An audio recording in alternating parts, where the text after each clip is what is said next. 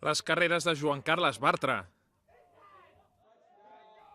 o les jugades de Guillem Palanca seran algunes de les armes principals dels Dracs per intentar guanyar el primer partit lluny de Badalona. Els Dracs visiten la pista de l'últim classificat, el Sueca Racers. Els d'Òscar Calatayud arriben de guanyar els Barberà Rookies a Badalona. Aquesta va ser la primera victòria dels Dracs de la temporada.